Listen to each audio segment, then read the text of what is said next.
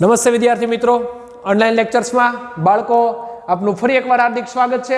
આજે આપણે ભણવાના છીએ આપણો ભાગ નંબર 3 પ્રવાહ વિદ્યુત પ્રકરણ નંબર 3। અગાઉના લેક્ચર્સમાં બાળકો આપણે ભાગ 2 માં બહુ જોરદાર એક નિયમ ભણીને આવ્યા અને એ નિયમ છે આપણો V અને I વચ્ચેનો સંબંધ દેખાડતો ભાગ। બરાબર, કોઈ પણ વાહક માટે સૌથી અગત્યની ફિઝિકલ ક્વોન્ટિટી એટલે એક એનું વિદ્યુત સ્થિતિમાનનો તફાવત અને એક એનો વિદ્યુત પ્રવાહ I, આ બંને વચ્ચે સંબંધ તારવવાનું કામ કોણે કરી કાઢ્યું? જ્યોર્જ ઓહમ નામના વૈજ્ઞાનિકે। અને એ ઓહમે એવું દર્શાવ્યું કે લાગુ પાડેલો સ્થિતિમાનનો તફાવત એ પસાર થતા પ્રવાહના સમપ્રમાણમાં હોય છે। બરાબર, આ કન્ડિશનો સાથે V પ્રપોર્શનલ ટુ I બતાવ્યું। ત્યારબાદ આપણે એવું એક સરસ મજાના સૂત્રો ધાર્યા કે જે અવરોધ છે એ ફક્ત ને ફક્ત દ્રવ્યની જાત ઉપર નહીં પરંતુ એમના પરિમાણો પર આધાર રાખે છે। એટલે કે L અને એનો સંદર્ભ આપણે ભણ્યા કે L ઉપર કઈ રીતે આધાર રાખે છે અને A ઉપર કઈ રીતે આધાર રાખે છે, અને એના ઉપરથી એક સરસ મજાનું સૂત્ર અવરોધનું તાર્યું કે R બરાબર ρ L/A, જ્યાં ρ ને શું આપ્યું હતું આપણે? અવરોધકતાનું નામ આપ્યું હતું। અને ત્યાંથી આજ આપણે આગળ વધીએ। હવે સંબંધ તારવવો છે એક સરસ મજાની ફિઝિકલ ક્વોન્ટિટી હજી પણ છે જેને કહેવાય પ્રવાહ ઘનતા। સૌથી પહેલા તો આપણે બાળકો એ કન્સેપ્ટ ક્લિયર કરવો છે કે પ્રવાહ ઘનતા શા માટે ભણવી જોઈએ। પ્રવાહ ઘનતા શું કામ ભણીએ છીએ? આપણી ટેક્સ્ટબુકમાં સીધી વ્યાખ્યા આપી છે। શું કામ ભણીએ છીએ, કયા કારણોસર ભણીએ છીએ, એવું કાંઈ કીધું નથી। બરાબર, જોઈએ સૌથી પહેલા પ્રવાહ ઘનતાનો કન્સેપ્ટ। હવે આપણી પાસે જે આડછેદ છે એ આડછેદમાંથી વિદ્યુત ભારો પસાર થઈ રહ્યા છે Q। બરાબર, અને એ આડછેદને પોતાનું ક્ષેત્રફળ હોય એ હોય જ, કોણ ના પાડે? અને એ ક્ષેત્રફળ હંમેશા એને લંબ જ હોય, કોણ ના પાડે? બરાબર, આ બધું આપણે પહેલા ચેપ્ટરમાં ભણીને આવ્યા છીએ। હવે દરેક આડછેદના દરેક બિંદુએ વિદ્યુત ભારોનું મૂલ્ય સમાન હોય એવું જરૂરી છે નહીં। બરાબર, આપણે આવું તો પાણીના ફ્લોમાં પણ જોયું હતું, ટર્બ્યુલન્ટ ફ્લોમાં, કે વચ્ચેનો ભાગ, આ ભાગ અને આ ભાગ આવું થાય તો અહીંયા એનો વેગ વધારે હોય, અહીંયા વેગ મધ્યમ હોય અને અહીંયા વેગ ઓછો હોય। આ કન્ડિશન આપણે જોઈને આવ્યા હતા। બરાબર, ટર્બ્યુલન્ટ ફ્લોમાં સેમ કન્ડિશન, આ દરેક બિંદુએ વિદ્યુત ભારોનું મૂલ્ય સમાન પણ હોય અને સમાન પણ હોય અને સમાન ન પણ હોય। જો સમાન ન હોય તો આપણે સમાન બનાવવાનો પ્રયત્ન કરીએ। બરાબર, મારી પાસે પેલી ઓલી કાકડી વાંકા ચૂકી છે, સીધી બનાવવાનો પ્રયત્ન કર્યો તો મેં શું કર્યું? કાકડીની હું બનાવી નાખી ભાઈ, સ્લાઇસ, કટકા કરી નાખ્યા। તો હવે આ નાના એવા ભાગમાં લગભગ એક સમતલ તરીકે વર્તવા લાગે। સેમ કન્ડિશન, આખા ક્ષેત્રફળમાંથી દરેક બિંદુએ પસાર થતો હું સમાન નથી બાળકો, વિદ્યુત ભાર સમાન છે નહીં। તો હું નાનો એવું ખંડ વિચારી લઉં, નાનો એવું, અને એને નામ આપી દઉં એકમ ક્ષેત્રફળ। આ એકમ ક્ષેત્રફળ નાનો એવો ખંડ કર્યો તો હવે એમાં વિદ્યુત ભાર કેવા બની જાય? સમાન। જોયો, પેલા કેવું નહોતું? કાકડી કેવી નહોતી? સીધી નહોતી। હું કરી દીધો બાળકો? નાનો એવો ભાગ કર્યો। બરાબર, કાકડી કેવી થાય? સીધી। સેમ કન્ડિશન, કેવા હતા બધા વિદ્યુત ભારો? અસમાન। બરાબર, પસાર થતા હતા। સમાન બનાવવા માટે એક આપેલું જે ક્ષેત્રફળ છે એમાંથી એક નાનો એવો ખંડ કર્યો અને એ ખંડમાં હવે વિદ્યુત ભારો લગભગ કેવા રહે? સમાન રહે। અને આ એકમ ક્ષેત્રફળ જેનું મૂલ્ય 1 છે એમાંથી પસાર થતો કોણ? તો કે વિદ્યુત ભાર। કોઈ પણ ક્ષેત્રફળમાંથી વિદ્યુત ભાર પસાર થાય તો શેનું નિર્માણ થાય? તો કે વિદ્યુત પ્રવાહનું નિર્માણ થાય। આમ આડછેદમાંથી હું પસાર થઈ રહ્યો છે વિદ્યુત પ્રવાહ, અને એ ક્વોન્ટિટી એટલે આપણી પ્રવાહ ઘનતા। શબ્દ આવો છે, પ્રવાહ ઘનતા। બરાબર, એ ક્વોન્ટિટી સાથે આપણે આજનો મુદ્દો ભણવાના છીએ। તો સમજીએ બાળકો કન્સેપ્ટ। ખાલી આ કન્સેપ્ટ આપણે એટલા માટે જોયો પહેલા કારણ કે એમાં પ્રવાહ ઘનતાની આપણે સીધી વાત નહીં કરીએ, પણ આવા ખબર હોવી જોઈએ કે ભાઈ પ્રવાહ ઘનતા શું કામ ભણ્યા। એનું એક જ કારણ છે કે આપેલો જે વાહકનો આડછેદ છે એમાં વિદ્યુત ભારો સમાન રીતે જતા ન હોય ત્યારે શું કરવું? તો કે સમાન ન જતા હોય તો જે આડછેદ છે ને નાના નાના શું કરી નાખીએ? ખંડ કરી નાખો। ખંડ કરશો એટલે ઓલરેડી વિદ્યુત ભારોનું મૂલ્ય કેવું થઈ જશે? સમાન થઈ જાય। કારણ કે મોટાની અંદર અસમાન હોય તો નાનાની અંદર સમાન થાય। બરાબર, જે ઓલરેડી આપણે ચેપ્ટર નંબર 1 માં આના ઊંડાણપૂર્વક અભ્યાસ કરી ગયા છે, એટલે આપણે ખાલી આને માથે સમજવાનું છે। બરાબર, તાળવે તેલ નથી નાખવાનું, ખાલી લટમાં નાખવાનું છે ટૂંકમાં। ચાલો, તાળવે તેલ આપણે નાખ્યું પ્રકરણ નંબર 1 માં।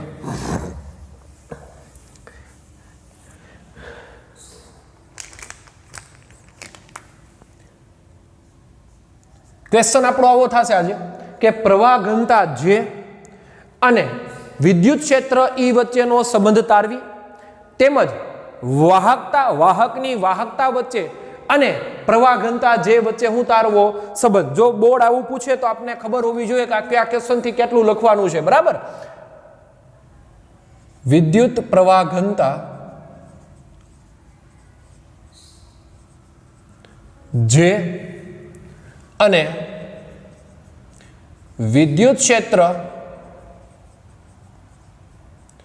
ઈ વચ્ચેનો સંબંધ તારવો. આ આપણો ક્વેશ્ચન. કોની તો કે વિદ્યુત પ્રવાહ ઘનતા છે. બીજું કોણ તો કે વિદ્યુત ક્ષેત્ર ઈ. એમની વચ્ચેનો હું તારવો છે ભાઈ? સંબંધ તારવો છે. તો તારવી દઈએ સંબંધ. બરાબર. પ્રવાહ ઘનતા છે અને ઈ વચ્ચેનો સંબંધ તારવવા માટે આપણી પાસે સૌથી પહેલા વિદ્યુત ક્ષેત્ર વી અને આઈ હોવો જોઈએ અને એક વાહક હોવો જોઈએ. તો એના પરથી આપણે અગાઉનું જે સમીકરણ છે એનો જરાક ઉપયોગ કરીએ. ઓહમના નિયમ પરથી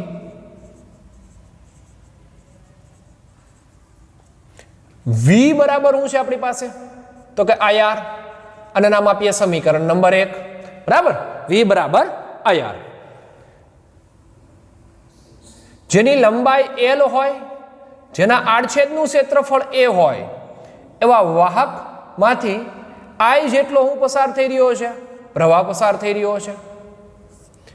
કેટલો વોલ્ટેજ લાગુ પાડવામાં આવ્યો, કેટલો વિદ્યુત સ્થિતિમાનનો તફાવત લાગુ પાડવામાં આવ્યો? તો કે V જેટલા વિદ્યુત સ્થિતિમાનના તફાવતને કારણે જેના લંબાઈ L છે, જેના આડછેદનું ક્ષેત્રફળ A છે, એવો એક વાહકમાંથી I જેટલો હું વહી રહ્યો છે, પ્રવાહ વહી રહ્યો છે. તો આ વાહકનો અવરોધ કેટલો?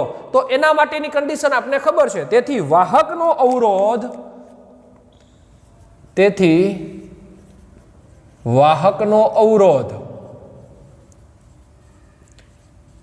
R કયા સૂત્ર પ્રમાણે મેળવા છે? તો કે ભાઈ એની લંબાઈ L અને A છે. બરાબર. R ઇઝ ડિપેન્ડેબલ L અને A ઉપર. તો ρ L/A સમીકરણ નંબર મેળવ્યું 2. આ સમીકરણ 2 ની કિંમત ક્યાં રાખી દઈએ? સમીકરણ 1 માં. તેથી હું મળી જાય આપને વાહકનો વિદ્યુત સ્થિતિમાનનો તફાવત. આમ સમીકરણ 2 ની કિંમત સમીકરણ 1 માં મૂકતા શું બનશે? વિદ્યુત સ્થિતિમાનનો તફાવત. તેથી V is equal two I એમ જ R ની જગ્યાએ ρ L અપોન A. તેથી આને નામ આપી દઈએ સમીકરણ નંબર 3. અહીં જો બરાબર હમણાં સમજ્યા. બરાબર. ક્ષેત્રફળને કેવું કર્યું હતું?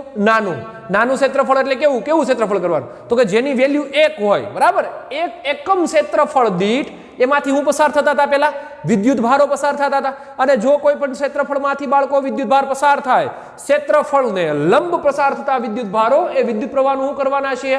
નિર્માણ. એટલા માટે આવું કહીએ. એકમ ક્ષેત્રફળ દીઠ વાહકના આડછેદમાંથી અથવા એકમ ક્ષેત્રફળમાંથી પસાર થતો કોણ? વિદ્યુત પ્રવાહ. એટલે પ્રવાહ ઘનતા J. શું બોલાશે ભાઈ? પ્રવાહ ઘનતા J. આમ એ લખી દે એની વ્યાખ્યા. એકમ ક્ષેત્રફળમાંથી પસાર થતા વિદ્યુત પ્રવાહને શું બોલાશે? પ્રવાહ ઘનતા કહે છે.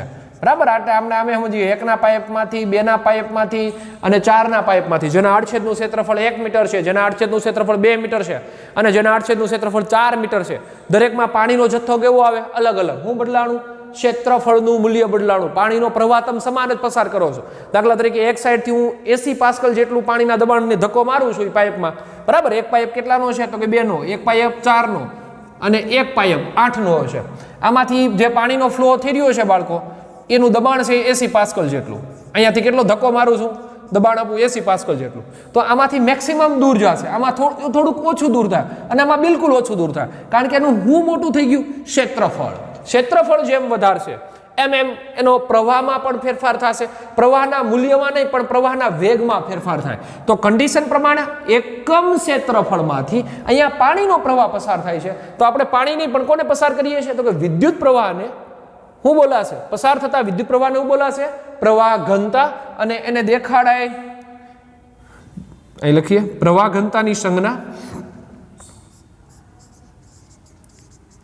પ્રવાહ ઘનતાની સંજ્ઞા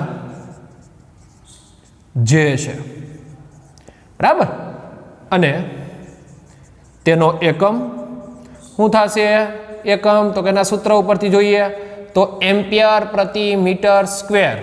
શું થશે ભાઈ? એમ્પિયર પ્રતિ મીટર સ્ક્વેર. કઈ રીતે પ્રવાહ ઘનતાનું સૂત્ર તાર્યું? તો કે જે બરાબર I અપોન એને શું બોલાશે? એની પ્રવાહ ઘનતા.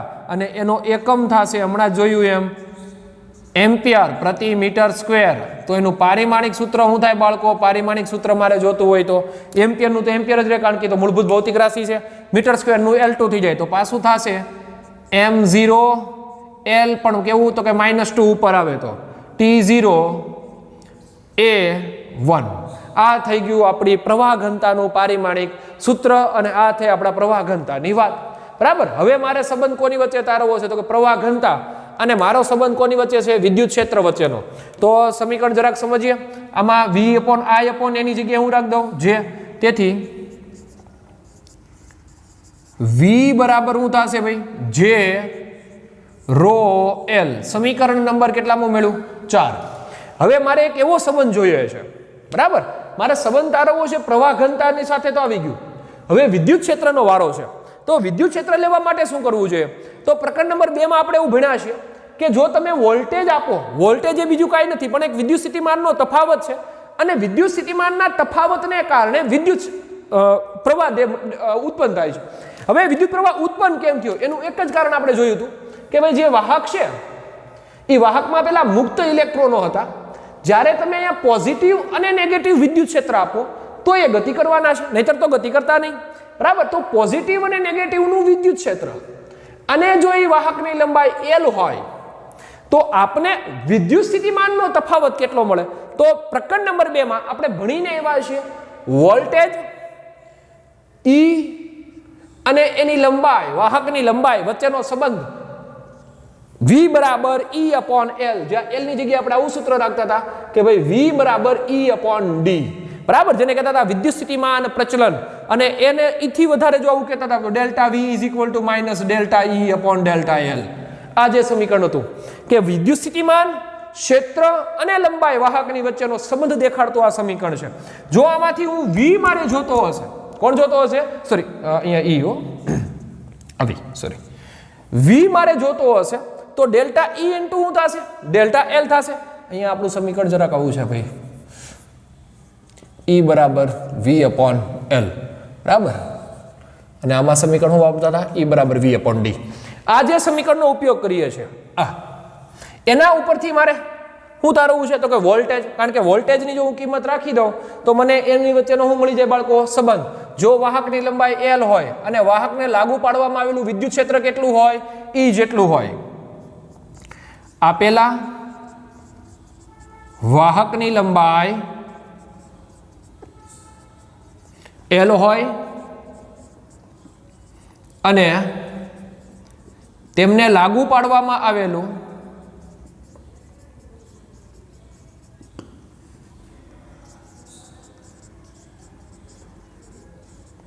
વિદ્યુત ક્ષેત્ર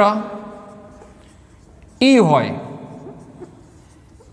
તો વાહકનું સ્થિતિમાન તો વિને સૂત્રનો કરતા શું બની જશે?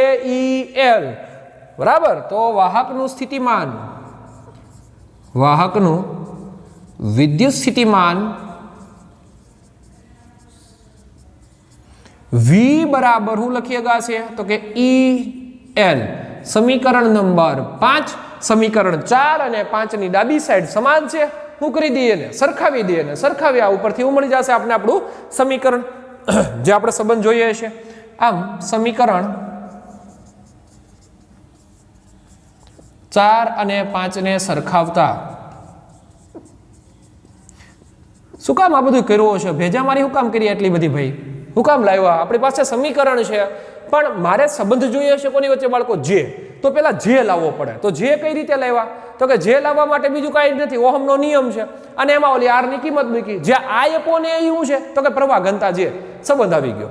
હવે જે અને ઈ વચ્ચે તો એક એવું સમીકરણ મૂકવું પડે. આમાં કોનું એવું સમીકરણ મુકાય? જો જેમાં કોણ સંબંધ ધરાવે, જે સાથે ઈ સંબંધ ધરાવે એ તો આપણે તારવવો છે. આ કોણ છે? તો કે ભાઈ આપણી આ રો છે, સોરી ડેલ્ટા લખાઈ ગઈ છે,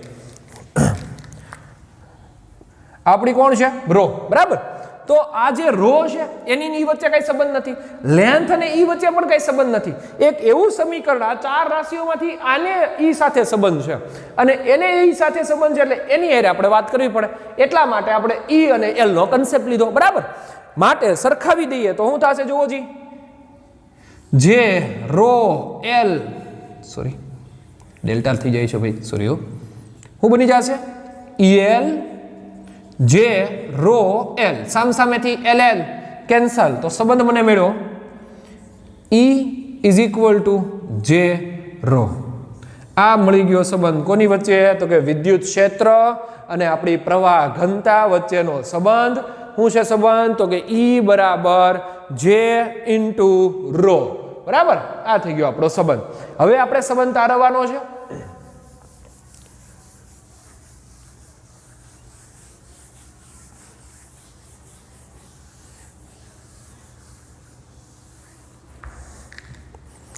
બંને સદિશ રાશિ છે, ઈ સદિશ અને જે સદિશ. તો જો તમે સદિશ સ્વરૂપે લખવા જાઓ બાળકો, એ આપણે મૂલ્ય સાથે સમજ્યા છે. સદિશ સ્વરૂપે બીજું કઈ ન હોય. સદિશ સ્વરૂપે શું આવે? તો કે ઈ સદિશ બરાબર જે સદિશ, અવરોધકતા તો સદિશ છે નહીં એટલે એમ જ. બરાબર. ઈ સદિશ બરાબર જે સદિશ ઇન્ટુ રો. ફરીથી આ ડેલ્ટા થઈ ગયું, શું થશે? રો. બરાબર. આ થયું આપણું ઈ અને જે વચ્ચેનો સંબંધ. હવે બધી આપણે આગળ આપણા કન્સેપ્ટમાં, અને એ કન્સેપ્ટ છે આપણો બીજો ભાગ કે ભાઈ ઈ, જે અને વાહકતા. સૌથી પહેલા આપણે વાહકતાની વ્યાખ્યા આપી છે. મારી પાસે અવરોધકતા છે બાળકો, જેની અવરોધકતા વધારે હોય એની વાહકતા ઓછી હોય. બરાબર. આવું તમે કહો. જેની વાહકતા વધારે છે એની અવરોધકતા ઓછી છે, એટલે એકબીજાના વ્યસ્ત પ્રમાણમાં છે. તો એના પરથી જ આપણે એની વ્યાખ્યા આપી છે અને આપણો કન્સેપ્ટ આવો છે, વાહકતા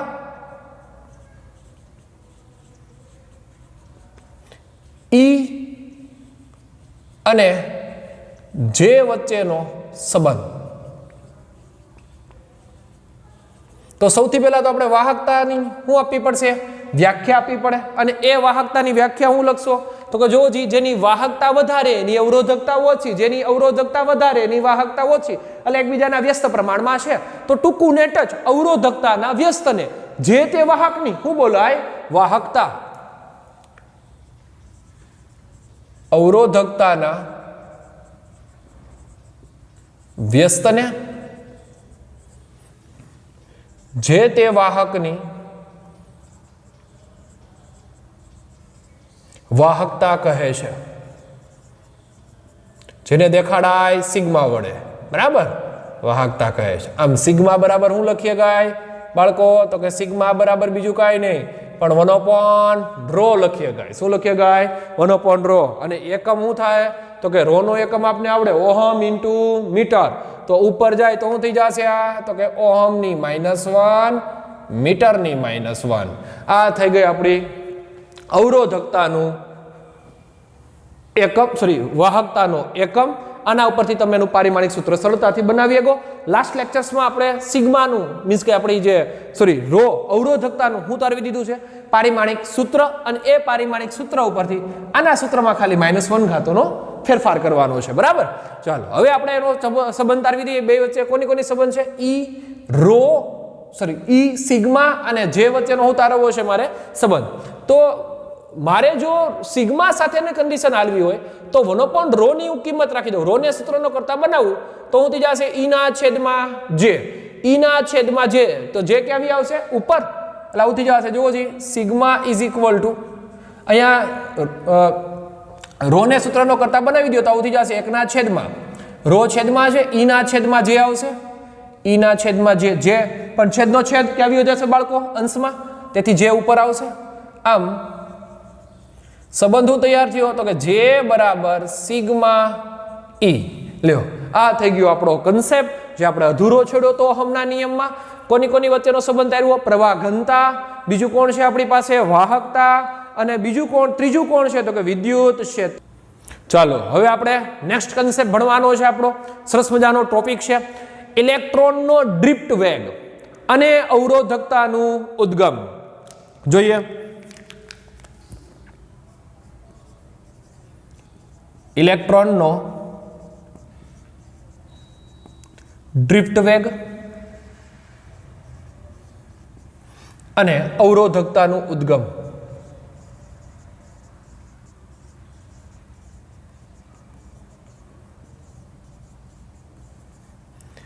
સમજીએ ઇલેક્ટ્રોનનો ડ્રિફ્ટ વેગ પહેલા સમજીએ, ત્યારબાદ અવરોધકતાના ઉદ્ગમ સાથે આપણે વાત કરીએ. બરાબર, ચાલો. હવે નામ એવું છે ડ્રિફ્ટ વેગ. બરાબર, જેને કન્ડિશન પ્રમાણે આપણે આવું ભણીને આવ્યા છીએ. ડ્રિફ્ટ વેલોસિટી પણ બોલતા હતા આપણે. અને એ જ મુદ્દો આપણે ઓલરેડી ક્યાં ભણીને આવ્યા છે? ધોરણ 11 સાયન્સમાં ડ્રિફ્ટ વેલોસિટી, તરલ મિકેનિક્સના ભાગમાં. હવે ડ્રિફ્ટ વેલોસિટી કેવી કોને? હવે ઇલેક્ટ્રોનની ડ્રિફ્ટ વેલોસિટી વળી કેવી હોય? તો શરૂઆતમાં આપણે એટલી ખબર છે કે ભાઈ વાહકની અંદર જ્યારે બાહ્ય વિદ્યુત ક્ષેત્ર ગેરહાજર હતું, બરાબર, બાહ્ય વિદ્યુત ક્ષેત્ર ગેરહાજર હતું ત્યારે ઇલેક્ટ્રોન પાસે પોતાની ઉર્જાને કારણે થોડો ઘણો વેગ હતો અને એ વેગને કારણે અસ્તવ્યસ્ત દિશામાં શું કરતા હતા? બધા ગતિ કરતા હતા. પરિણામે જોજો કુલ વેગમાં બધા અસ્તવ્યસ્ત દિશામાં ગતિ કરે છે એટલે કોઈ એક દિશાનો વેગ મળતો નથી.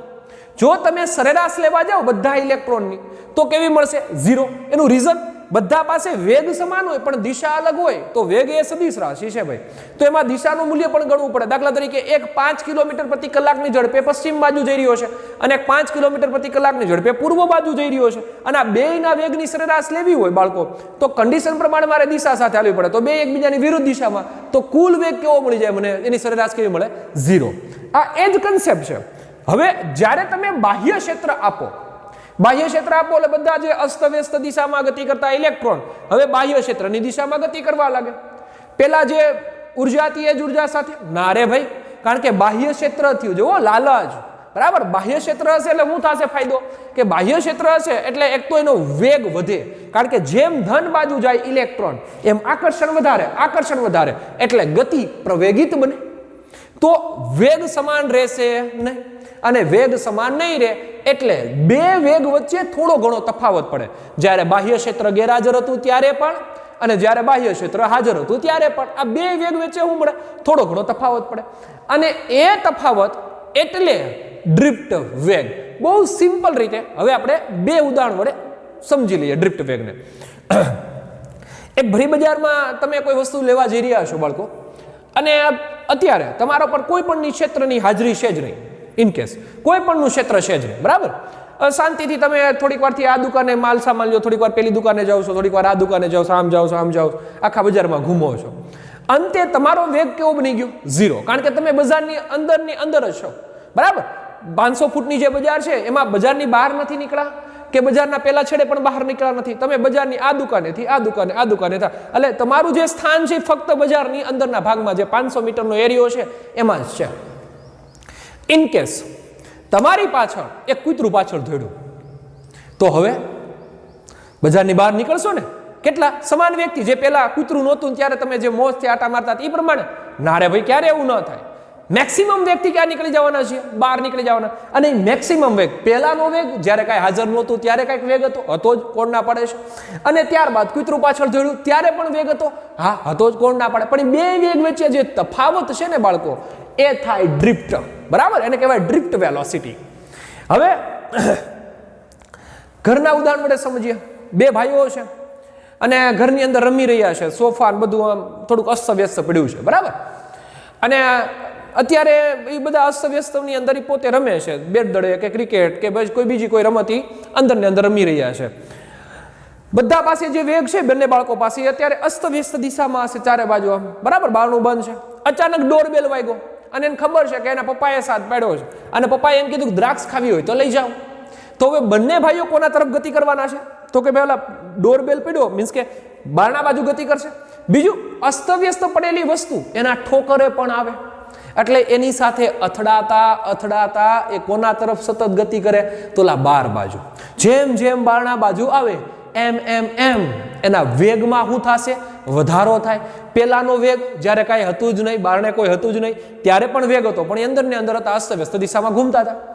જેવો જ બેલ પડ્યો, પપ્પા દ્રાક્ષ લઈને આવ્યા, બાહ્ય ક્ષેત્રની હાજરી થઈ, તરત જ ઇલેક્ટ્રોન હવે પોતાના મૂળભૂત વેગથી ગતિ કરશે નહીં, એના વેગમાં શું થાય? વધારો થાય. બરાબર. આવું પણ બનશે કે એકાદો ભાઈ એ સોફા સાથે અથડાઈને પડી જાય નીચે, અથડાઈને પાછો થોડીક વાર પડ્યો નહીં રહેશે. બરાબર. ફરી વાર ઊભો થઈને ક્યાં ગતિ કરવા લાગશે? પેલા બારણા બાજુ. તો કન્ડિશન એ છે કે અહીંયા પણ મારે રિલેક્શન સમય જોઈએ છે, અને રિલેક્શન સમય એટલે ટાવ. અને ટાવની સરસ મજાની વ્યાખ્યા અને એનો કન્સેપ્ટ આપણે ભણવો છે. ઘણીવાર આપણે કહેતા હોઈએ છે રિલેક્સ થવું છે, મારે રિલેક્સ થવું છે. એમ ઇલેક્ટ્રોન અથડામણ થયા બાદ બાળકો પણ રિલેક્સ પામે છે, અને રિલેક્સ કેટલું પામે છે એ આપણે મેળવવું છે. તારવિધીય સંબંધ એટલે સમજાય ખાસ. ડ્રિફ્ટ વેગ શું છે? આપણી ટેક્સ્ટબુકમાં આકૃતિ આપી છે આવી, આવા વાડાવળી. બરાબર. ઘણા બાળકો એમ કે સ્ટાર બનાવતા હતા, સ્ટાર નો થયો ને એટલે એને એવું દોરી નાખ્યું. એવું છે નહીં હો ભાઈ. આવી આપણે આકૃતિ આપી છે. હું આવી દોરું છું. આ બિંદુ એ, આ બિંદુ બી. ક્યારે આવું ક્યારે હતું? તો કે બાહ્ય ક્ષેત્ર ગેરહાજર. બાહ્ય ક્ષેત્ર શું હતું? ગેરહાજર. બરાબર. ત્યારે મસ્ત વ્યસ્ત દિશામાં ગતિ કરતા હતા. હવે માર્ગ આનો આ જ, પણ જોજો બરાબર, જ્યારે બાહ્ય ક્ષેત્ર હાજર થયું ત્યારે એના વેગના મૂલ્યમાં શું કરી નાખ્યો? એને બદલાવ. જો બે સમાન હોત તો મારે આ જે એક જ લાઈન ઉપર બે રેખાઓ આંકવી પડે, પણ બે સમાન છે ને એના બાહ્ય જે ક્ષેત્રને કારણે એના વેગમાં શું થઈ ગયો બાળકો? ફેરફાર. અને જે વેગમાં ફેરફાર થયો ને એ જે વેગની વચ્ચેનો જે તફાવત છે એને બોલાય ડ્રિફ્ટ વેગ. હવે આને એ બી નો બોલાય, અને એ ડેશ અને બી ડેશ કહેવાય. આ એ ડેશ બી ડેશ શું છે? તો કે બીજું કાંઈ છે નહીં, પણ બાહ્ય ક્ષેત્રની હાજરીને કારણે ઇલેક્ટ્રોને પોતાનો વેગ બદલાવ્યો, અને વેગ જે બદલાવ્યો છે અને જે પેલા વેગ હતો એ બે વચ્ચેનો તફાવત એટલે ડ્રિફ્ટ વેલોસિટી. બરાબર. બાહ્ય ક્ષેત્રની હાજરી,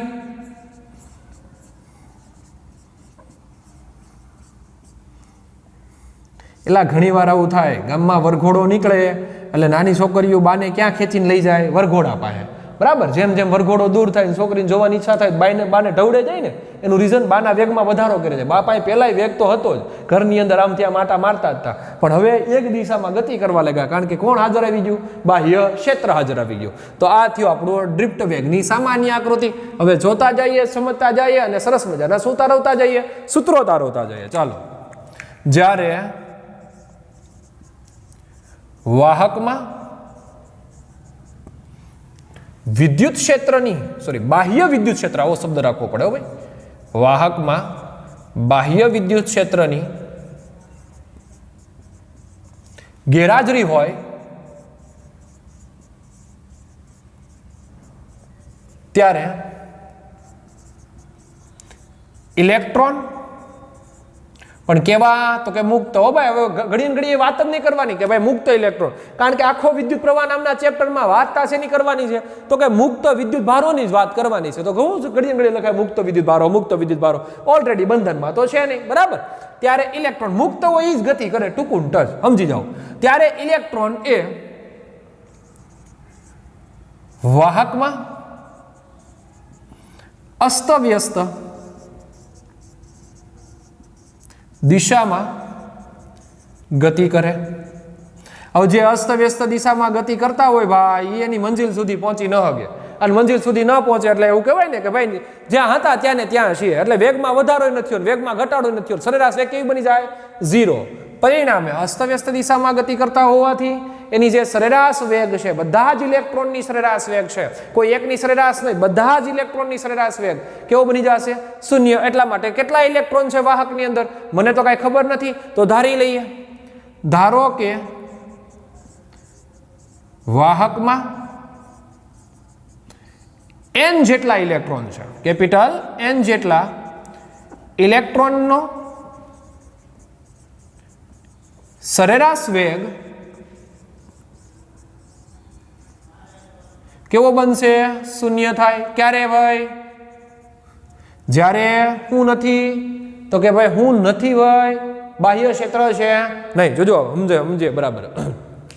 ક્લાસની લોબી છે આપણી, એ લોબીમાં એક સાહેબ બેઠા છે, પણ ક્લાસની અંદર સાહેબ છે નહીં. હવે ક્લાસની અંદર સાહેબ નહીં હોય એટલે પેલા મુક્ત ઇલેક્ટ્રોન 30 જણા એ શું કરશે તો કે ક્લાસની અંદર જ ઘૂમા રાખશે આજુબાજુ, ક્લાસની બારો નહીં નીકળે, કારણ કે એને ખબર છે લોબીમાં એક સ્ટ્રિક્ટ સાહેબ બેઠા છે, ત્યાંથી જવાય એમ છે નહીં, કારણ કે લોબીમાં શું હાજર છે? બાહ્ય વિદ્યુત ક્ષેત્ર. જો એ લોબીમાં જવાનો પ્રયત્ન કરશે તો બાહ્ય વિદ્યુત ક્ષેત્રની દિશામાં ખેંચાઈ જશે. એટલે ફક્ત ને ફક્ત ક્લાસની અંદર અસ્તવ્યસ્ત દિશામાં ગતિ કરે. ઘડીક થાય તો આ બેન્ચે આવે, ઘડીક થાય તો પેલી બેન્ચે જાય, ઘડીક થાય ન્યા મજા આવે, ન્યા નો મજા આવે, સાહેબ જ્યાં ઊભા હોય ન્યા આવે, ન્યા નો મજા આવે, બોર્ડમાં ઘડીક લીટા કરે, આવું બધું કર્યા રાખે. પણ એ લોબીમાં નહીં આવે. લોબીમાં એટલા માટે નથી આવતા કારણ કે ન્યા બાહ્ય ક્ષેત્ર હાજર છે. એવું થશે હું જોજો સરેરાશ વેગ ક્લાસની અંદર બાળકો કેવું થઈ ગયું? 0. કેટલા ક્લાસની અંદર છે તો કે n જેટલા છે, તો એની સરેરાશ મારે લેવી છે. જોવો જી સરેરાશ કેમ લેવાશે? તેથી v સરેરાશ, કારણ કે મારે વેગની સરેરાશ જોઈએ છે. ક્લાસની અંદર કેટલા છે તો કે n જેટલા છે, એટલે આવું થાય પહેલાનો વેગ v1, બીજાનો વેગ v2 plus dot dot dot plus n ના ઇલેક્ટ્રોનનો વેગ કેટલો થાય? vn. જેટલી સંખ્યા હોય એટલા જ વડે એને ભાંગવી પડે તો જ હું મળે ભાઈ સરેરાશ ભાગ્યા n. હવે આ બધાનો સરવાળો કરતા કરતા તો હાંજ વીતી જાય, કેટલા ઇલેક્ટ્રોનની કેમ ખબર પડે? એટલે આપણે સરસ મજાની ગાણિતીય મેથેમેટિક્સ રીત વાપરીએ છીએ, અને હું વાપરીએ છીએ કંઈક આવું. તેથી v સરેરાશ સમેશન ઓફ શું થશે? I2 1 કેટલા છે અમારી પાસે? આવા n જેટલા ઇલેક્ટ્રોન, અહીંયા નામ આપી દઉં vi છેદમાં n. હવે ખાસ બાળકો આ સમેશનની બાર કોણ નીકળી શકે? જોજો કોની સરેરાશ લ્યો છો તમે? v સરેરાશ લ્યો છો. ઇલેક્ટ્રોન 30 જે જણા છે અંદર એની સંખ્યા બદલાતી નથી, એટલે કે 30 નો 29 નથી થતો અને 30 નો 31 નથી થતો, એ 30 એ 30 જ છે. પણ દરેકનો વેગ અલગ અલગ થાય. અથડામણ થાય તો વેગ બદલાય. ઓલા એક ઢીકો માર્યો તો 2 માર્યા, ઓલા પાછા 2 માર્યા તો 4-5 માર લીધા. વેગ બદલાય, સંખ્યા બદલાતી નથી. અને જો સંખ્યા ન બદલાતી હોય તો સમેશનની ક્યાં ફેંકીએ? એને બહાર ફેંકી દઈએ. તેથી 1/n summation of n I2 1 and vi. પણ આ બધાનું મૂલ્ય અંતે તો બાળકો સરેરાશ કેવી મળવાની છે આપને? 0, કારણ કે બધા કેવી દિશામાં ગતિ કરે છે? અસ્ત વ્યસ્ત. બરાબર. જે જીદ હતી અંતે પૂરી થઈ નહીં. 1/n summation of n I2 1 vi બરાબર 0. લ્યો, જ્યારે બાહ્ય ક્ષેત્ર ગેરહાજર હોય ત્યારે વાહકની અંદર રહેલા ઇલેક્ટ્રોનનો વેગ, કુલ સરેરાશ વેગ કેવો બની જાય? 0 બની જાય. હવે કોની હાજરી થાય? તો કે બાહ્ય ક્ષેત્રની હાજરી થાય. બાહ્ય ક્ષેત્રની હાજરી થાય તો પ્રોબ્લેમ શું થશે? ઇલેક્ટ્રોન જે અસ્તવ્યસ્ત દિશામાં જુદા જુદા વેગથી ગતિ કરતા હતા એને બદલે એક દિશામાં બાહ્ય ક્ષેત્રમાંથી શું મેળવતા જાય? ઉર્જા મેળવતા જાય. બરાબર. એટલે આના જેવી વાત થઈ કે એના જ દાણા ખાય એનું જ કામ કરે, ટૂંકું ટચ. બરાબર. જેમ જેમ એ ઉર્જા મેળવતા જાય એમ એમ એની ગતિમાં વધારો થાય. જેમ જેમ ગતિ વધે એમ જૂના વેગ કરતા કંઈક નવો વેગ પ્રાપ્ત થાય. આમ જૂના અને નવા વચ્ચે થોડો તફાવત સર્જાય, અને એ તફાવત એટલે આપણો ડ્રિફ્ટ વેગ. તો સમજીએ આગળની કન્ડિશન. હવે શું હાજર આવશે? તો કે જ્યારે બાહ્ય વિદ્યુત ક્ષેત્ર હાજર હોય ત્યારે.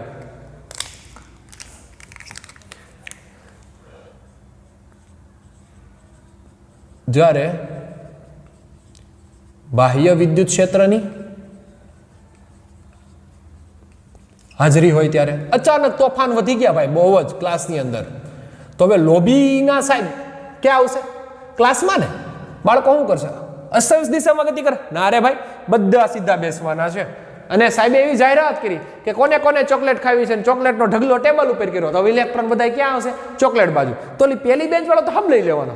છેલ્લી બેન્ચ વાળાના મનમાં પ્રશ્ન એવો થાય કદાચ થઈ રહે તો, એટલે એ છેલ્લી એથી હળી કાઢતો જેમ જેમ ચોકલેટની નજીક આવે એમ એના વેગમાં શું થાય? વધારો થાય. અને એ વધારો એટલે આપણો શું છે? આ ડ્રિફ્ટ વેગ. જોઈએ આપણી કન્ડિશનો. સરસ મજાના જે ક્રિટિકલ જે ક્વેશ્ચન છે એ ફિઝિક્સની અંદર છે, પણ એને તમે સમજો ને તો ઓલરેડી આ ક્લાસની અંદરનું રહેલું એક ફિઝિક્સ છે. પણ બાળકો આપણે ઓનલી ફોર ફિઝિક્સ છે અઘરા વિષય તરીકે જોઈએ છે, એટલા માટે આપણે અઘરું લાગે છે. બાકી આવા ઉદાહરણો વડે આવી રીતે તમે જો કન્સેપ્ટને ક્લિયર કરી શકો તો સરળતાથી તમે બોર્ડમાં ફિઝિક્સને લખી પણ શકો અને સારી રીતે એને સમજી પણ શકો. એટલા માટે ખાસ આગળ વધી આપણા મૂળ મુદ્દામાં આપણે એવી વાતો કરવી નથી. જોઈએ બાહ્ય વિદ્યુત ક્ષેત્રની હાજરી હોય ત્યારે. જ્યારે બાહ્ય વિદ્યુત ક્ષેત્ર હાજર હોય ત્યારે ઇલેક્ટ્રોન કેવી ગતિ કરશે? જોજો એના વેગમાં સતત વધારો થાય. કોઈ એમ કે ભાઈ એના વેગમાં કેમ વધારો થયો? બરાબર, ચાલો હજી એક ઉદાહરણ આપણે સમજીએ. આપણે પતંગ ચગાવીએ છીએ અને આપણી પતંગ એક જ રહી છે અને એને કપાવવા દેવી નથી, અને આપણો દોરો પણ એવો નથી કે સામેવાળાની પતંગ કાપી નાખે, પણ સામેવાળાનો દોરો બહુ ધારદાર છે, આપણી બધી પતંગ એને કાપી નાખી. એક જ પતંગ આપણી પાસે રહી છે અને એ પતંગને આપણે કપાવવા દેવી છે નહીં. એટલે આપણે શું કરશું? જોજો બરાબર, જેવા તમે પતંગ થોડીક ઊંચી જાય અને એ નમન કરે તમારી પતંગ બાજુ, બીજાની ઓલાની જે પતંગ છે તમારી પતંગ કાપી નાખવાનો છે, એ નમન કરે એટલે આપણે તરત દોરો ખેંચી લઈએ. પાછો હજી થોડુંક નમન કરાવે, હજી દોરો ખેંચી લઈએ. હવે હાવ એકદમ નમન કરાવે તો હાવ એકદમ પતંગ ઉતારી લે નીચે. જેમ જેમ એ નમન કરાવે છે, જેમ જેમ ક્ષેત્ર મોટું, એમ એમ એમ એમ એટલે ખેંચવાની દોરી કેવી થતી જાય, વધારે થતી જાય, એમ એમ પતંગ કેમ આવતી જશે નજીક. જેમ જેમ તમારી નજીક આવશે એમ એનો વેગ વધે. સેમ કન્ડિશન ઇલેક્ટ્રોનમાં પણ આવું થઈ છે. જોજો આ મુક્ત ઇલેક્ટ્રોન અને આપણું આ બાહ્ય વિદ્યુત ક્ષેત્ર પ્લસ થી માઇનસ નું. તો જેમ જેમ ઇલેક્ટ્રોન ગતિ કરતો આવે, ગતિ કરતો અંતર ઘટ્યું, કુલમના નિયમ પ્રમાણે આકર્ષણ બળ વધ્યું. જો આકર્ષણ બળ વધે તો પ્લસ ઈ કોને ખેંચા રાખે? માઇનસને ખેંચે, અને પરિણામે માઇનસના વેગમાં સતત શું થાય? વધારો. અને સમય સાથે જેના વેગમાં સતત વધારો થતો હોય એ ગતિ, એટલે કેવી ગતિ બોલાશે બાળકો? પ્રવેગિત ગતિ. આમ જ્યારે બાહ્ય વિદ્યુત ક્ષેત્ર હાજર હોય ત્યારે મુક્ત ઇલેક્ટ્રોન, મુક્ત વિદ્યુત ભાર પણ ઇલેક્ટ્રોન રાખીએ હોય ત્યારે ઇલેક્ટ્રોન એ પ્રવેગિત ગતિ કરે.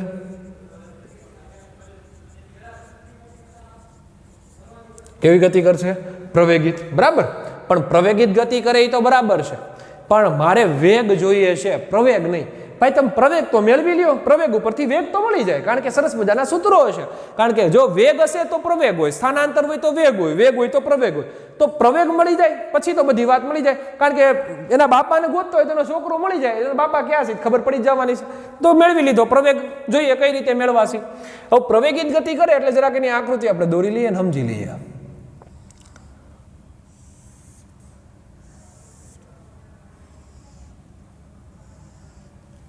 આપણો ઇલેક્ટ્રોન, આ લગાડ્યું મેં બાહ્ય વિદ્યુત ક્ષેત્ર. જાણ્યો છો તમે બધા, જ્યારે કોઈ પણ વિદ્યુત ભારને ક્ષેત્રની અંદર રાખવામાં આવે બાળકો, એટલે તરત એના ઉપર શું લગાડે? બળ લગાડે. પૂછે ક્યાંથી આવ્યો? હોય કોના ક્ષેત્રમાં આવ્યો? બરાબર, એટલે ઇલેક્ટ્રોનને દાખલ કર્યો, લગાડશે બળ. હવે જે બળ લાગે, હવે ઇલેક્ટ્રોન તો એમને તો નહીં હોવાનો, કારણ કે એની પાસે થોડો ઘણો શું હશે? એનું દળ પણ હશે. આ જે એમ છે એ દળ છે. મન્નુભાઈ નથી, શું છે ભાઈ? દળ. હવે દળને કારણે ઇલેક્ટ્રોન ઉપર જે બળ લાગે અને બીજું પ્રવેગ કરે છે, તો એનું સૂત્ર કંઈક આવું થાય: F બરાબર ma. બરાબર, પ્રવેગ હોય એમ જેટલું દળ હોય તો એના ઉપર લાગતું બળનું સૂત્ર શું થાય? F બરાબર ma થાય. પરંતુ આપણે એ જાણીએ છીએ જ્યારે વિદ્યુત ક્ષેત્ર હોય અને કોઈ વિદ્યુત ભાર હોય એના ઉપર લાગતું બળનું સૂત્ર કેમ થાય? તો એ સૂત્ર થશે F is equal to QE. પણ Q એટલે શું? તો કે ભાઈ Q એટલે ક્વોન્ટાઇઝેશન પ્રમાણે Ne. પણ કેટલા ઇલેક્ટ્રોનની વાત થઈ છે અહીંયા? એક ઇલેક્ટ્રોન. વળી કોણ પાછો? ઇલેક્ટ્રોન. તો ઇલેક્ટ્રોન ઉપરનો ચાર્જ કેવો હોય? -NeE. Whose n? n તો કેટલો છે? એક જ. તેથી Fe is equal to -EE. સમીકરણ નંબર, આ તો કન્સેપ્ટ અલગ છે ને, પહેલું અને સમીકરણ નંબર બીજું. બરાબર, ચાલો. હવે ઘણાને એમ થાય કે સાહેબ પેલામાં F છે ને અહીંયા Fe છે, થોડુંક સરખાવીએ ગઈ, પણ બંને બળની જ વાત છે ભાઈ, બંને બળની વાત થાય. બરાબર, મારા ઘરે ખીચડી બનાવું, પેલાના ઘરે ખીચડી બનાવું, બની હું એલા ખીચડી, તો ખીચડી સરખાવી ન શકાય. તો અહીંયા પણ બંને બળની જ વાત છે. તો સમીકરણ 1 અને 2 ને સરખાવી દઈએ. સમીકરણ 1 અને 2 ને સરખાવતા હું તૈયાર થયું? તો આવું તૈયાર થયું, જોવો જી. Ma is equal to -E. એટલે સાહેબ આવું કંઈક તો મેં મેળવીને આવ્યા છીએ. દાખલો નંબર, ઉદાહરણ નંબર લગભગ 6, પ્રકરણ નંબર 1, એમાં તમે આવું જ કહેતા હતા. બે ઊભા આવા વિદ્યુત ક્ષેત્રો આપ્યા હતા અને એમાં એક ધન મૂકતા હતા અને એક ઋણ મૂકતા હતા, ત્યારે આ બળનું સૂત્ર આ રીતે ધાર્યું હતું. બરાબર, ચાલો. તેથી A is equal to -E by એમ. આ મળી ગયો, હું મળી ગયો મને પ્રવેગ. પ્રવેગ ક્યારે થયો? જ્યારે બાહ્ય વિદ્યુત ક્ષેત્ર શું હતું? હાજર. સમીકરણ નંબર 3. બરાબર. બાહ્ય વિદ્યુત ક્ષેત્ર હાજર હતું ને ત્યારે પ્રવેગ ઉત્પન્ન થયો. હવે પ્રવેગ ઉત્પન્ન થશે, પેલા છોકરા દ્રાક્ષ બાજુ દોડશે એટલે વચ્ચે અથડાય. દાખલા તરીકે એક ભટકાણો સોફાઈ પડી ગયો, ફરીથી થોડોક ત્યાં રિલેક્સ થાય, કારણ કે થોડું ઘણું લાગ્યું હોય એટલે રિલેક્સ થાય. રિલેક્સ થઈને ફરીથી પાછો હું થયો ઊભો અને પાછી ગતિ કરવા લાગ્યો. તો હવે જે કન્ડિશન તારવી છે કે બે અથડામણ થાય ત્યારે મારે વેગ જોઈએ છે. શું કામ મારે સમય લેવો પડ્યો? એનું રીઝન જરાક સમજ. સમય શું કામ લેવો પડે? કારણ કે મારી પાસે પ્રવેગ છે, મારે વેગ જોઈએ છે. કારણ કે એક વેગ છે બાહ્ય ક્ષેત્રની ગેરહાજરીમાં. હવે બાહ્ય ક્ષેત્રની હાજરીમાં વેગ કેટલો એ જો મારે જોતો હશે તો મેં એનો પ્રવેગ મેળવી લીધો, પણ મારી પાસે સમય નથી. એનું રીઝન શું કામ સમય જોઈએ છે? જુઓ જી, આવું કહેવાય A બરાબર V/T. તો વેગ જોતો હોય તો A × T કહી શકાય. A છે પણ T નથી, એટલે શું મેળવવો છે? T મેળવવો છે. તો મેળવી દઈએ T.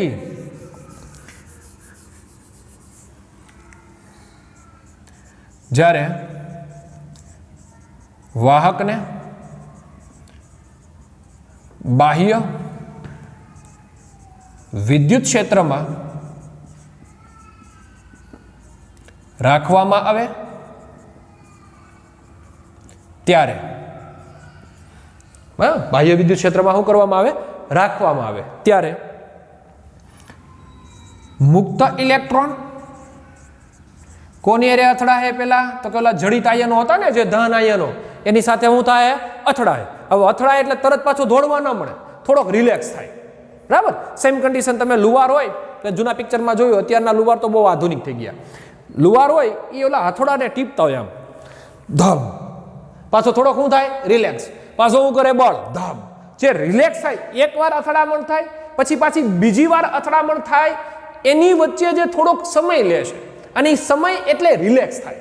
બરાબર. આપણે પણ આવું જ કરીએ ને, ઘણું બધું કામ કરી નાખ્યું હોય પછી આરામ કરીએ. આરામ શું કામ કરો છો? તો તરત કહો રિલેક્સ થવા અમે આરામ કર્યો. અથવા તો વિદ્યાર્થી આવો પ્રશ્ન કરે કે સાહેબ હવે 3-4 લેક્ચર અમે કન્ટિન્યુ ભણ્યા, થોડીક રિસેસ આપો ને. રિસેસ એટલે શું? તો કે એક વાર 3-4 લેક્ચર ભર્યા, બીજી વાર 3-4 લેક્ચર ભરવાની હવે મારી તાકાત નથી, થોડોક રિલેક્સ થાય ને એટલે ફરીથી 3-4 લેક્ચર ભરવા માટે તૈયારી રાખીએ.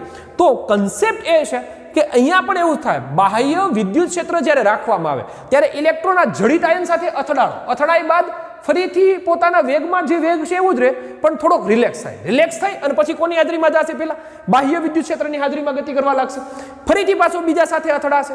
આમ બે અથડામણ વચ્ચેનો સમયગાળાને એનો શું બોલાય? રિલેક્શન સમય ટાવ. અને સમય મારે જોઈએ છે. જ્યારે વાહકને બાહ્ય વિદ્યુત ક્ષેત્રમાં રાખવામાં આવે ત્યારે મુક્ત ઇલેક્ટ્રોન એ જડિત આયનો સાથે અથડાય છે. બરાબર. હવે અથડાશે એટલે તો કે એકવાર અથડામણ થઈ ગઈ, ત્યારબાદ બીજી અથડામણ માટે તૈયાર હોય ને. સેમ કન્ડિશન તમે આવું મિલિટરી ફિલ્મો હોય એમાંય જોયું હોય. ઓલો તોપ છે, બરફોસ તોપ, એકવાર તોપ છૂટ્યો પછી પાછો થોડોક રિલેક્સ થાય, પાછો બીજી વાર મોકલે કે કન્ટિન્યુ ધડ થયા જ રાખે. આવું નહીં થાય ને. સેમ કન્ડિશન આપણી જે AK-47 રાઇફલ છે એમાં પણ આ જ હોય. જોજો તમે ઘણી વાર ફિલ્મમાં જોયું હોય કે ઓલો જે ગોળીઓનો પટ્ટો છે ને અહીંથી આ ટીગર હોય, ફટ થાય આમ, પછી પાછો થોડોક વચ્ચે ગેપ પાડે એટલે એ રિલેક્સ થઈ ફટ આ ગેપ પડે. સેમ કન્ડિશન પંખામાં પણ આવું થાય. કન્ટિન્યુ ફેરવો 3-4 કલાક પછી આપણે એને આરામ આપીએ એમ કે ગરમ બહુ થઈ ગયો છે. આ ગરમને ઠંડો કરવાનો જે ગેપ છે એ રિલેક્સ. તો અહીંયા પણ આયન સાથે અથડામણ થઈ ઇલેક્ટ્રોનની, હવે થોડોક રિલેક્સ થાય અને રિલેક્સ થઈને ફરીથી બીજા સાથે અથડામણ અનુભવે. આમ બે અથડામણ વચ્ચેનો સમયગાળો એટલે રિલેક્શન સમય. હવે એ જ સમય કેમ લીધો? કારણ કે બે અથડામણ વચ્ચે હું હાજર હતો? પ્રવેગ. કારણ કે તો જ બે અથડામણ થાય, નકર એક અથડામણ જ વાર્તા પૂરી થઈ જાય. બરાબર. હું હાજર હતો? પ્રવેગ. જોઈએ સેમ. હજી આના ઘણા ઉદાહરણો તમે વિચારી શકો. પિક્ચરની અંદર એક ગોળી છોડી દીધી હીરાએ ગુંડાને મારી પગમાં, એક પગમાં મારી એટલે એ લંગડાતો હજી દોડે, પ્રવેગ છે ને પાસે. બીજી મારી ગોળી હાથમાં, બરાબર. એક પગને એક હાથ ખરાબ થઈ ગયો, હજી એની પાસે થોડોક પ્રવેગ છે, હજી દોડે છે. જો એ પ્રવેગ છે એટલે ઓલો સતત ઉછળા રાખે છે ગોળી. જો ન્યા પડી જાત વાર્તા પૂરી, હવે ગોળી નહીં છોડે. એનું રીઝન એની પાસે પ્રવેગ છે ને, એટલે અથડામણ કરે. બે અથડામણ વચ્ચેનો સમયગાળો જોઈએ. લઈ લઈએ બાળકો. ઉદાહરણો એટલા માટે આપું છું બાળકો, કારણ કે આ બધા જે કન્સેપ્ટ છે જો એમ જ ભણીએ તો આપણે ઘણા બોરિંગ થઈએ. એટલે ખાસ કરીને આ જે આવા જે ઉદાહરણો છે એના વડે આપણે સમજી શકીએ કે ખરેખર જે જડિત આયનો વચ્ચે જે અથડામણ થઈ રહી છે એની વચ્ચે પણ ઇલેક્ટ્રોન થોડો ઘણો લેતો હશે, સમય લેતો નહીં. સમય એટલે આપણો રિલેક્શન સમય. આમ બે અથડામણ વચ્ચેના સરેરાશ સમયને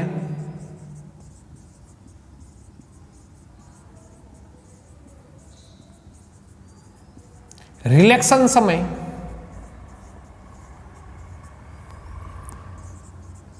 હું બોલાય ટાઉ કહે છે. રેડી? બે અથડામણ વચ્ચેનો કેવો સમય? સરેરાશ સમય. એને હું બોલાય? રિલેક્શન સમય. કારણ કે સરેરાશ શું કામ લીધી? એનું રીઝન એ છે કારણ કે અમુક ઇલેક્ટ્રોનની ઉર્જા વધારે હશે એટલે રિલેક્શન સમય એનો ઓછો હોય. બરાબર? ઘણી વખત કહેતા કે ભાઈ બહુ જોરદાર વ્યક્તિ છે, એ થાકે જ નહીં, એક કામ મૂકે સીધું બીજું ચાલુ કરે, 1-2 મિનિટનો પોરો ખાઈને બીજું જ કામ ચાલુ કરે. એની જેવો જ એક બીજો વ્યક્તિ છે જે એક કામ પૂરું કરીને 3-4 કલાકનો પોરો ખાઈને બસ બીજું કામ કરે. એનો અર્થ પેલાનો રિલેક્શન સમય વધારે છે, જે ઓછું કામ કરે છે એ વચ્ચે ગેપ મોટો કરે છે, અને પેલાનો રિલેક્શન સમય ખૂબ ઓછો છે. અને આમ વધારે ને ઓછો એને બદલે સરખો રાખવા માટે શું લઈએ છીએ? સરેરાશ સમય. બરાબર? ચાલો, તમારી પાસે સમય છે, તમારી પાસે પ્રવેગ છે, તો બાહ્ય વિદ્યુત ક્ષેત્રની હાજરીમાં ઇલેક્ટ્રોનનો શું મળી જાય? વેગ. આમ બાહ્ય વિદ્યુત ક્ષેત્રમાં ઇલેક્ટ્રોનનો વેગ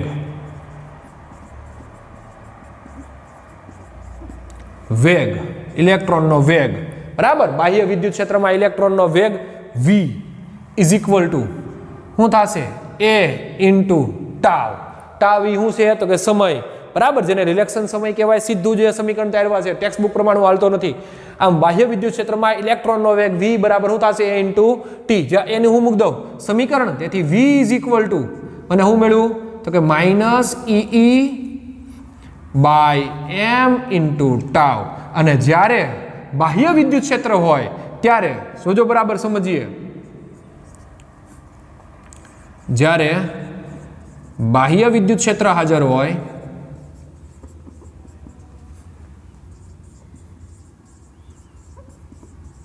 ત્યારે ઇલેક્ટ્રોનના વેગને